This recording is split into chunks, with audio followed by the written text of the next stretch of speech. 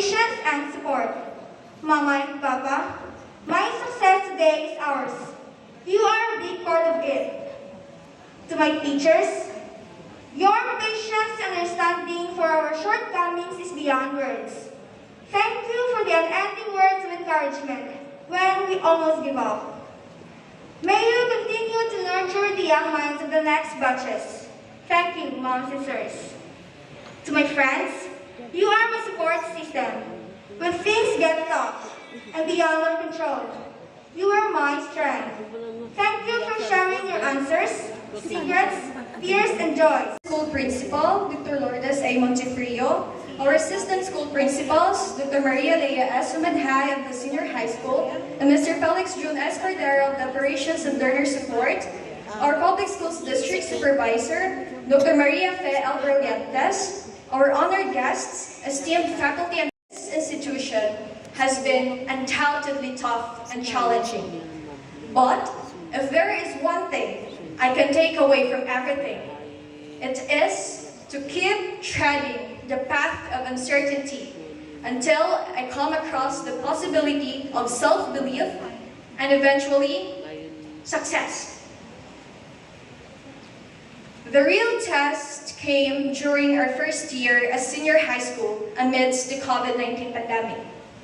Months-long lockdown weariness, unfamiliar modular distance learning modality, sketchy and complicated academic workloads, countless pending performances and projects, monster-fueled all-nighters, and other numerous things are the balls to be juggled and balanced. Good afternoon. Good afternoon.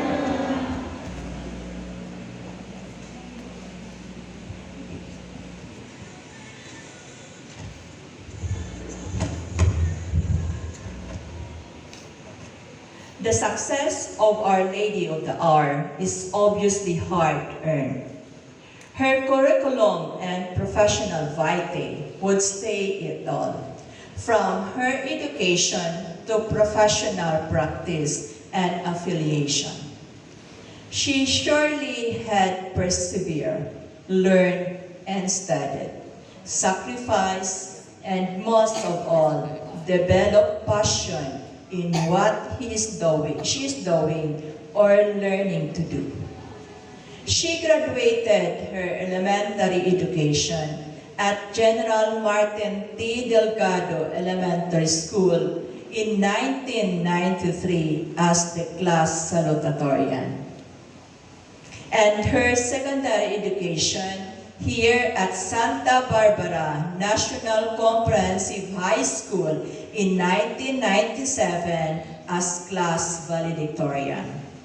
She finished her BS Medical Technology degree at the University of San Agustin in 2001 as a consistent Dean's Lister, and she eventually pursued the degree Doctor of Medicine at Iloilo Doctors College, where she graduated as the class valedictorian and as the best intern in 2006. I personally could say that this lady is a lifelong learner as she furthered her medical training to postgraduate internship at Bacolod Adventist Medical Hospital in Tacoling, Bacolod City from 2006 to 2007, in which she was awarded as the best postgraduate intern. She had her residency training in internal medicine at Iloilo Doctors Hospital in Molo, Iloilo City as chief resident from 2009 to 2011. And her fellowship training in infectious disease and tropical medicine at San Lazaro Hospital in Quiricadas Street, Santa Cruz, Manila in 2015 to 2018. as Associate Chief Fellow.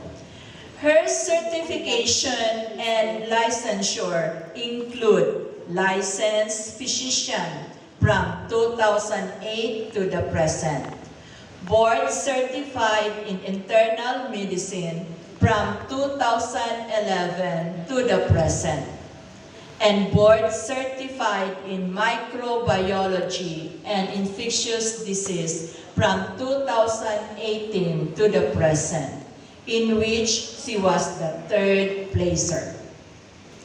As a medical doctor, she is a fellow at the Philippine College of Physicians and at the Philippine Society of Microbiology and Infectious Diseases, and an active member of the Iloilo Medical Society.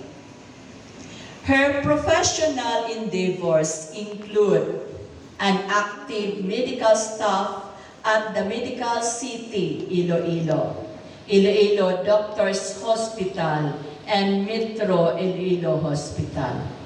A visiting staff at Medicos Medical Center and Qualimid Hospital, and a medical specialist at Western Visayas Medical Center and Don Jose Monfort Hospital. She has been also a part-time professor at Iloilo Doctors College of Medicine from 2018 to the present, and was engaged in clinical research in CYD trial at the Medical Center of Manila in 2017 to 2018. As an alpha female, she holds the following position: Board of Director of the Philippine College of Physicians, Western Visayas Chapter, from 2019 to 2020. The current Vice President of the Philippine Society of Microbiology and Infectious Disease, Western Visayas Chapter, the Chair of the Infection Control Committee at Metro Iloilo Hospital Medical Center Incorporated and at Medicos Medical Center, and the co-chair of Infection Control Committee at Iloilo Doctors Incorporated. She humbly describes herself as a passionate doctor who has extensive training in internal medicine and infectious diseases, and who is adept in properly diagnosing and strategizing the best treatment plans for patients. As a medical practitioner, she is bringing forth an empathic and professional attitude committed to providing patients with best possible care. Batch 2022, ladies and gentlemen, our inspirational speaker, Ibet Sobrevica Silobrico, MD, FPCP, FPSMID.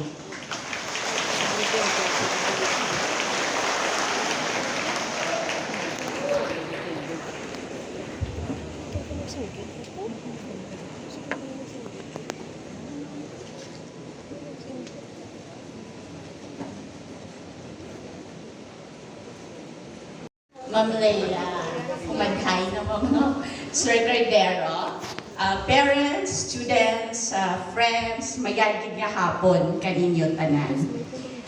First of all, I would like to thank Ma'am Montefrio for that warm welcome and kind introduction.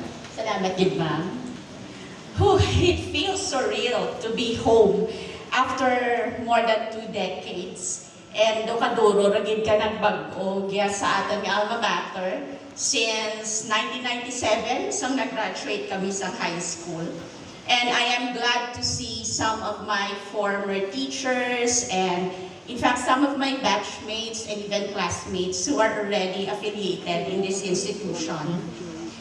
So when I first received the invitation of Ma'am Leia, I was quite hesitant to accept. And in fact, I was asking ako. Kay when I was a kid, every time nga mababatian ko gani nga guest speaker, it must be somebody who has a rank or a position sa ating community, somebody with an exceptional resume and inspiration to many, or simply rich. So, ako, though wala pa man ko, di ba? So it took me a couple of days not to respond to her invitation. And when I finally did, my nerves got the best of me. For I was never a good writer nor a good public speaker. So I started to Google some of the speeches. No? I even listened to the speech of Steve Jobs, of Taylor Swift. Okay, I'm a Swiftie by heart. And I even asked the help of my brother. But when I was writing and editing my speech, my husband told me na whatever you say, just stay true to yourself and speak from the heart. So this afternoon, I stand here extremely honored and humbled to share with you my experiences, from which you can find some gems of inspiration.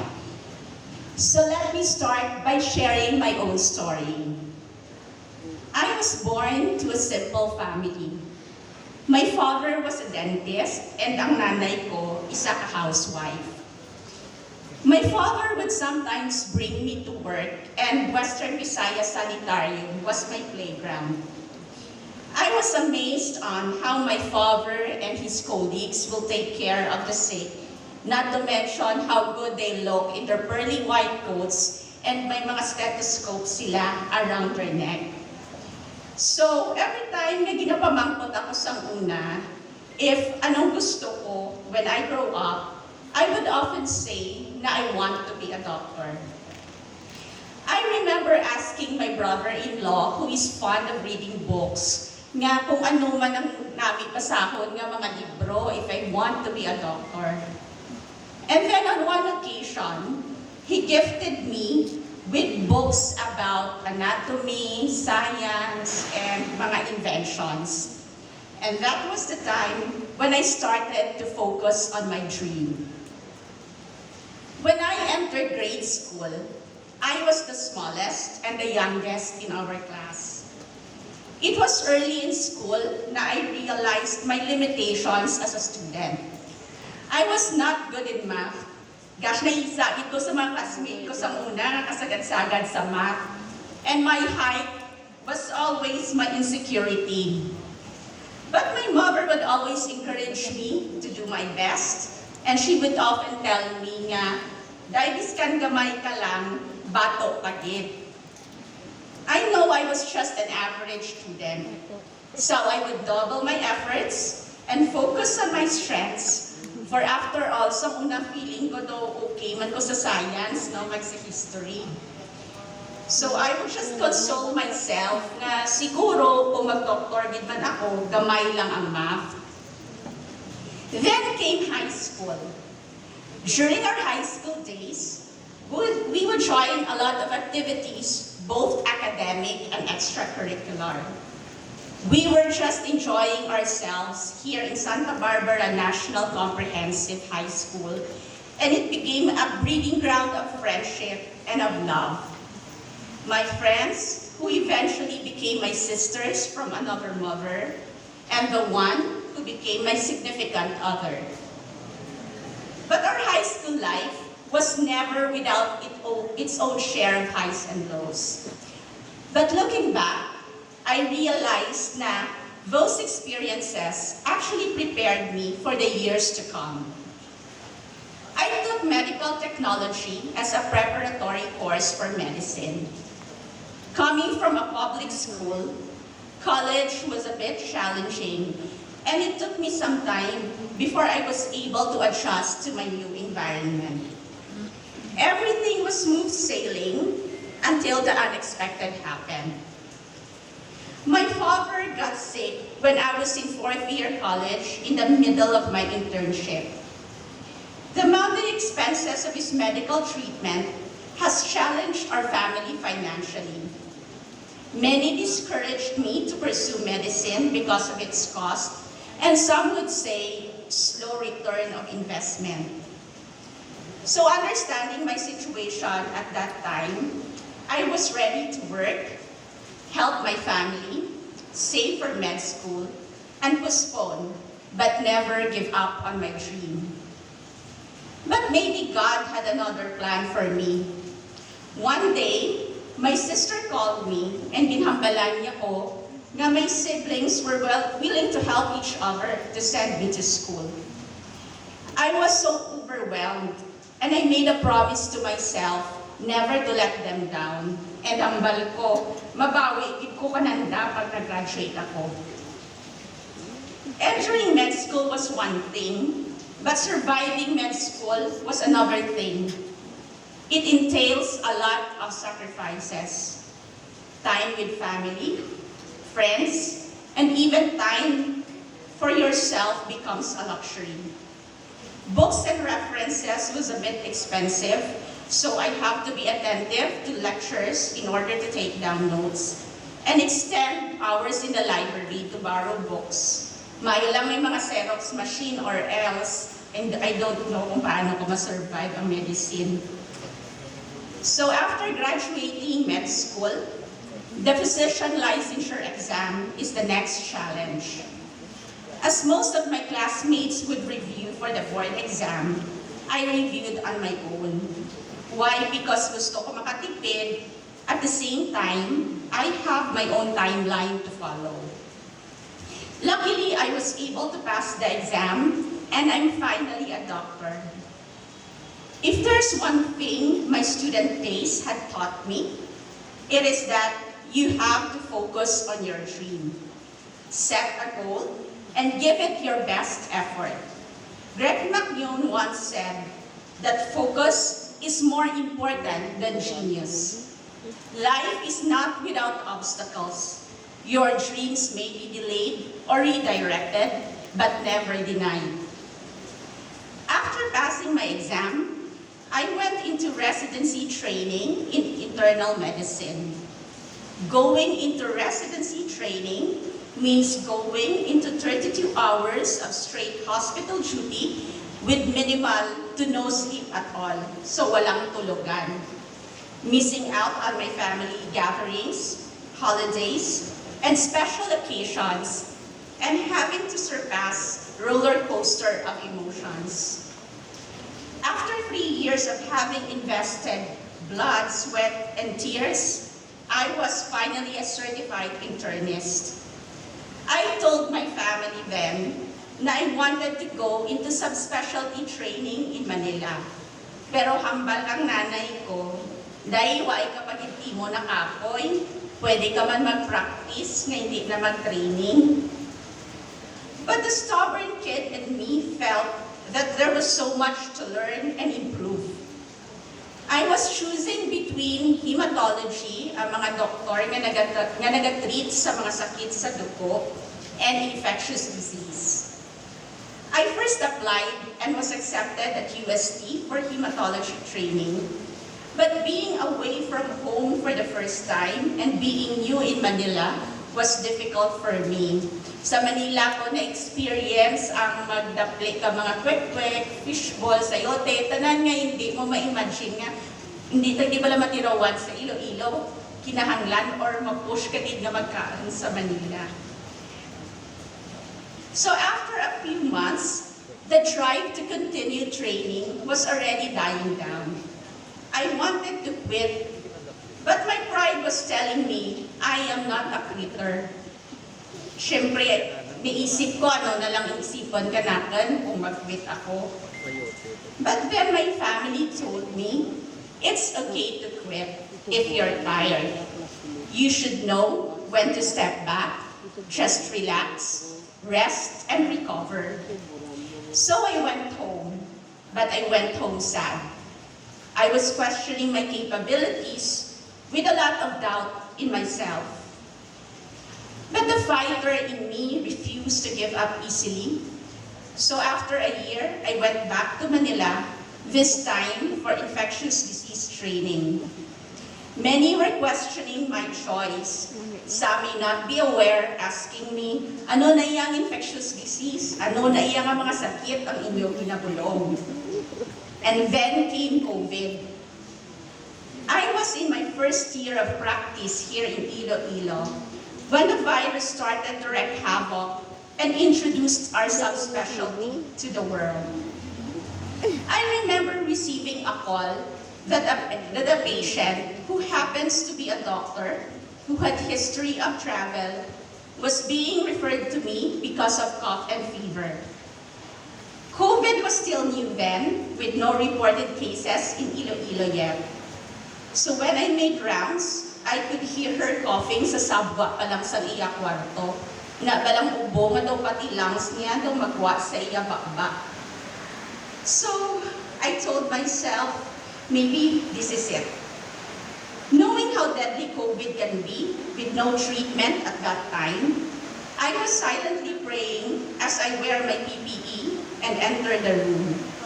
After 7 days, she was declared as the first COVID case in Iloilo and the third in Western Visayas.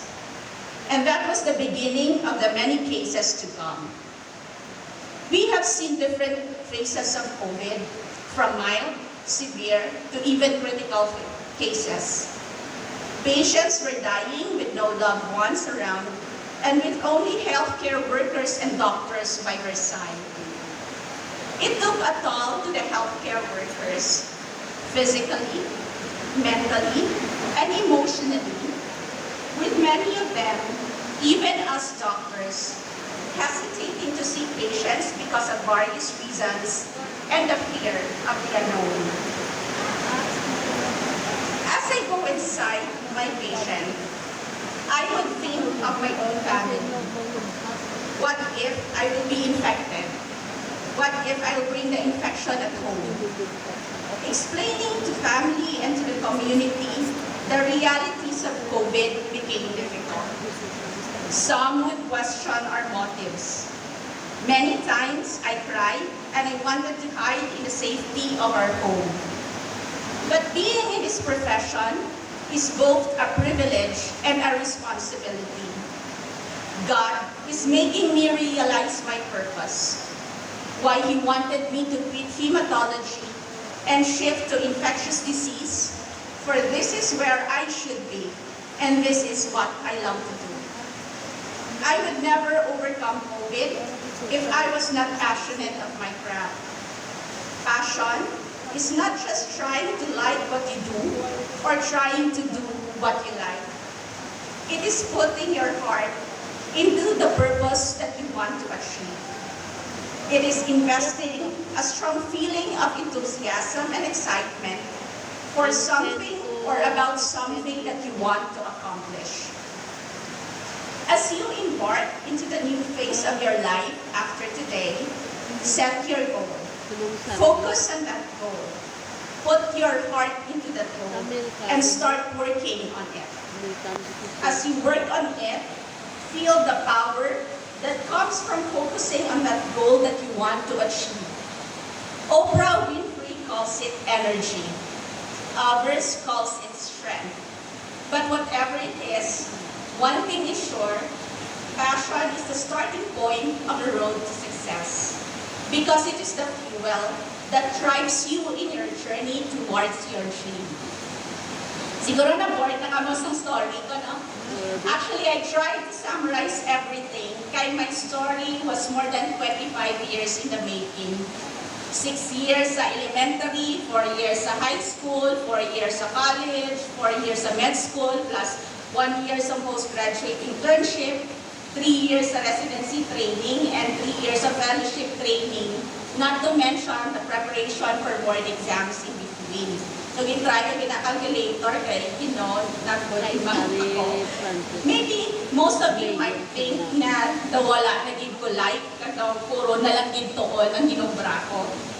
But if you happen to know me, you will be surprised that just like any other girl, I love to go out with my friends. I also party. In fact, I party hard. I drink and some of my friends will say na paparainom daw kanakan. Nag-a-absent man po sa class. And the list goes on of the so many things that a curious teenager would like to try. So enjoy life. We are only young ones. Don't be afraid.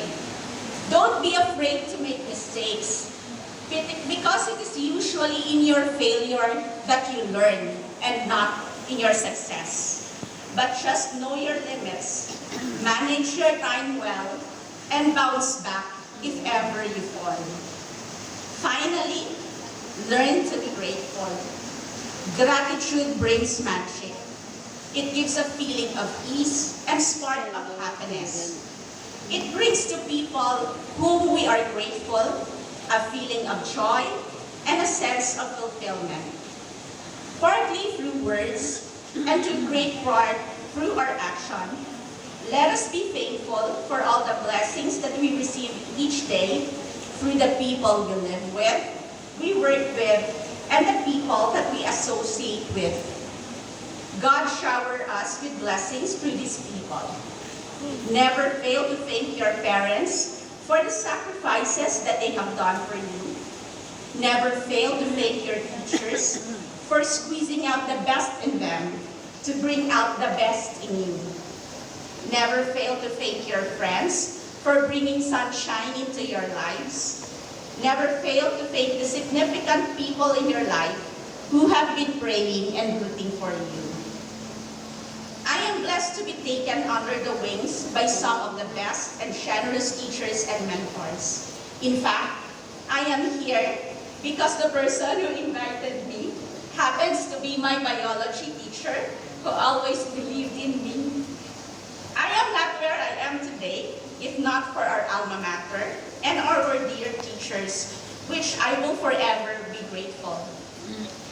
After this momentous occasion in your life, after you step out from the gates of our alma mater, each one of you will be charting your own destiny. Some of you would like to find work right away to support yourselves and your family. Some of you will go to college and seek to become the professional that you would like to be. But whichever path you choose, it doesn't matter. As long as you focus on your goal, be passionate in what you do, enjoy your journey, and be grateful for the big things, the small things, and everything in between. Remember, graduation is just a fresh start. Papunta pa lang kayo sa exciting part. So I extend to you my heartfelt congratulations for successfully graduating this year as part of Class 2022. My congratulations also to your parents for sacrificing a great part of their life so that you will be able to make the best out of yours. And congratulations also to your teachers for bravely facing all the challenges of teaching and learning in this new normal. And lastly, let me end this with a quote from Abraham Lincoln, one of the greatest presidents of the United States. He once said that the best way to predict our future is to create it. Again, congratulations. God bless and stay safe.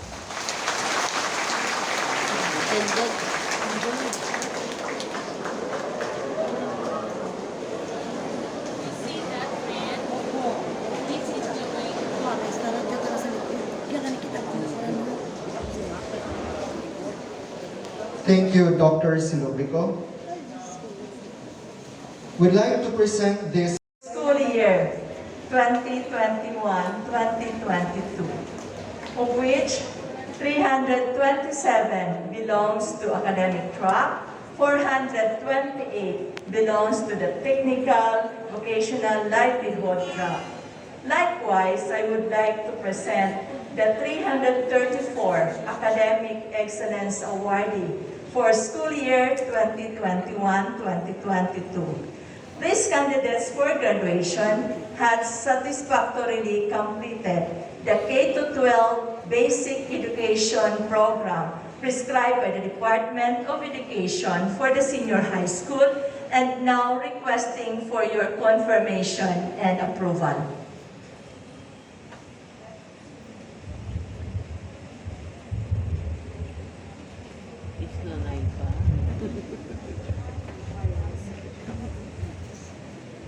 A pleasant afternoon, everyone, especially to the dear graduates for this school year 2021-2022. By virtue of the authority vested in me by our school's division superintendent, Dr. Maria Luz de los Reyes, and upon the recommendation of your school principal, Dr. Lourdes Montefrio, that you have satisfactorily completed all the requirements of the basic education curriculum as prescribed by the Department of Education, I do hereby confirm and approve your graduation in senior high school this 28th day of June 2022. As such, you are now entitled of all the rights and privileges appertaining thereto. Congratulations, graduates!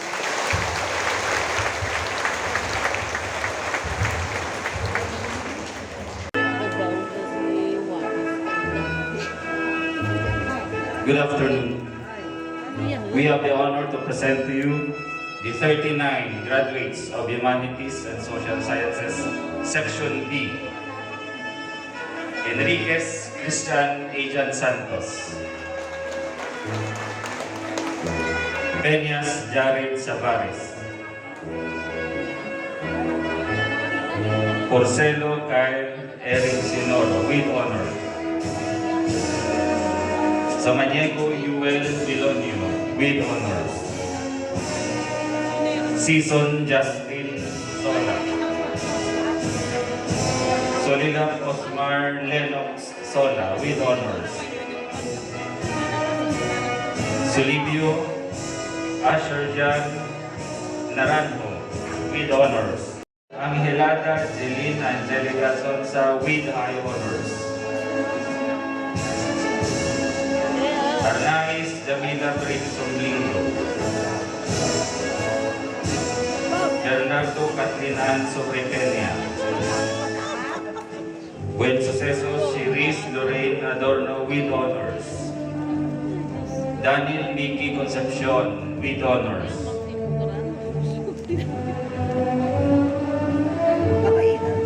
Idugin Trina Artazona with honors. Gil Baliga Kayla Nicole. Gonzales Hart Nicole Sindico. Lyson Sailin Shane Solena with honors. Octaviano Erlin Joy Capio with honors. Padrita Erica Cristino. Kimbo Sharilyn Casiple with honors. Ramirez Nicole Sinieres with honors. Santulio Jan Marie Kigaman. Santander Kate Andrea Sunio. Servi Katime Casiple with honors. Sobrebeca Rosela Tosa with honors. Solas Renilin Papila. Sungano Angeline Castor with honors. Sudaria Abigail Virgolia with honors. Sudaria Sarah Jane Amor with honors. Sumintao Georgette Glenn de los Santos with honors. Sustiger Sunshine Youth with honors. Tibon Desa Joy Shodora and Tolato Rowena Joy Sumido. Congratulations.